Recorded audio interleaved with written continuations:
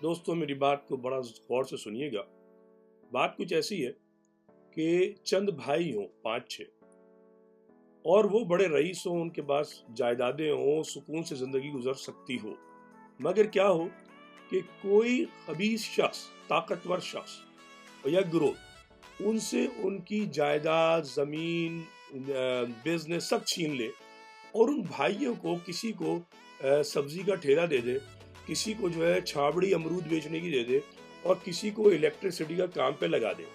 اس کے بعد کیا ہو کہ یہ بھائی جو ہے، جو سبزی والا ہے، وہ اس پہ شکایت کرتا رہے کہ تو نے مجھے پانی تو دیا نہیں کہ میں اپنی سبزی پہ چھڑک سکوں، اور چھابڑی والا یہ کہے مکھیاں بہت آ رہی ہیں، تو نے مجھے کپڑا تو دیا نہیں کہ میں اس کو اپنے امرودوں کو ڈھانک سکوں. تو مجھے بتائیے آپ ان بھائیوں کو کیا کہیں گے؟ خود بتائیے آپ. مہاجروں کا یہی حال ہے.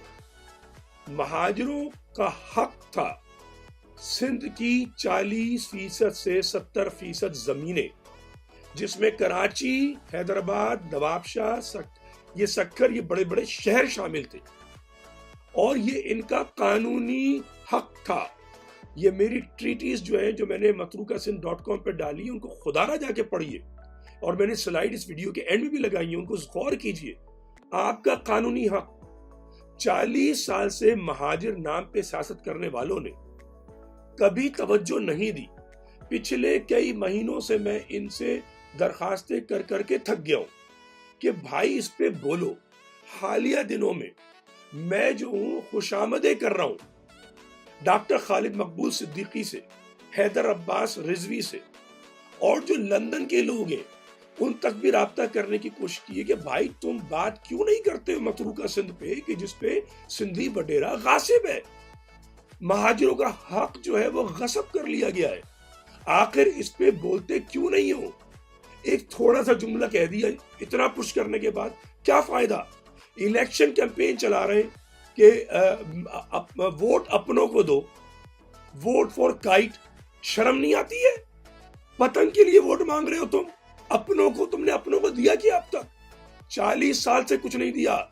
جن لوگوں نے متروکہ سندھ کو غصب کیا ہوا ہے، جس میں بھٹو فیملی ہے، زرداری فیملی ہے، جس میں پیر پگارا کی فیملی ہے، یہ سب وڈیرے سندھ کے غاصب ہیں ہمارے مہاجروں کی زمینوں پہ. اس پہ بولتے نہیں ہیں، اپنا حق نہیں جتاتے، اپنے آپ کو فرزند زمین نہیں کہتے، کورٹ میں نہیں جاتے. ان سے ریکویسٹ کی تھی کہ فاٹا کا جب معاملہ ہو رہا تھا تو تم نے جنوبی سندھ صوبے کی بات کیوں نہیں کی؟ متروکہ سندھ میں اپنے حق کی بات کیوں نہیں کی؟ اسمبلی میں بل کیوں نہیں پیش کیا؟ تم نے اسمبلی میں ایسی بات کیوں نہیں کی؟ ان کے پاس جواب نہیں ہوتا. یہ پیر پگارا سے ملتے ہیں، یہ اس چکر میں ہے کہ پھر کسی کے ساتھ جو حکومت بنا لیں گے. تو اس معاملے میں چپ بیٹھے ہوئے. خدا را میرے مہاجر بھائیوں، بزرگوں، بہنوں، بیٹیوں، سب سے میری درخواست ہے، مجھے پرواہ نہیں ہے آپ کس گروہ سے الیکشن کا بائیکاٹ کر رہے ہیں، پتنگ کو دے رہے ہیں، ڈالفن کو دے رہے ہیں، آپ جو ہے کائٹ کو دے رہے ہیں، آپ کسی کو بھی دے رہے ہیں، مجھے پرواہ نہیں ہے، بلے کو دے رہے ہیں، لیکن اور نہیں دے رہے، لیکن ان کمبختوں سے بولو کہ متروکہ سندھ پہ بات کرو. آپ لوگ خدا را لعنت بھیجو. یہ پانی جو نہیں آ رہا ہے، یہ بجلی نہیں آ رہی ہے، یہ سڑکیں نہیں بن رہی ہیں، یہ سب کی وجہ یہ ہے کہ ایک بڑی پائی ہے جس میں سے 40% آپ کا حق ہے قانونی. اس 40% میں بھی 40 کو انہوں نے غصب کر لیا ہے. آپ کو یہ دیتے ہیں پورے مشکل سے 2 یا 5%. آپ مجھے بتائیے اس 40 کے پیچھے کیوں نہیں جا رہے ہمارے لیڈر؟ یہ سوال ہے.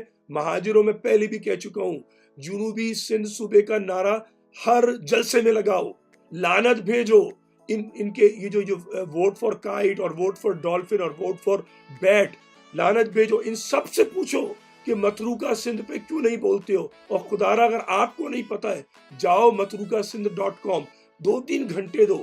اتنی ڈاکومنٹیشن میں نے ڈالی ہے، ویڈیو میں بھی سمجھایا ہے. متروکہ سندھ تمہارا حق ہے. یہ ایسا ہی ہے جیسے لندن سے کسی انگریز سے چھین کے کسی اور کو دے دیا جائے. پورا کراچی تمہارا ہے، پورا حیدرآباد تمہارا ہے، پورا سکر تمہارا ہے. جا کے پڑھو تو صحیح. یہ سندھی قوم پرست نے جھوٹ بول کے تم سے سب کچھ چھین لیا ہے.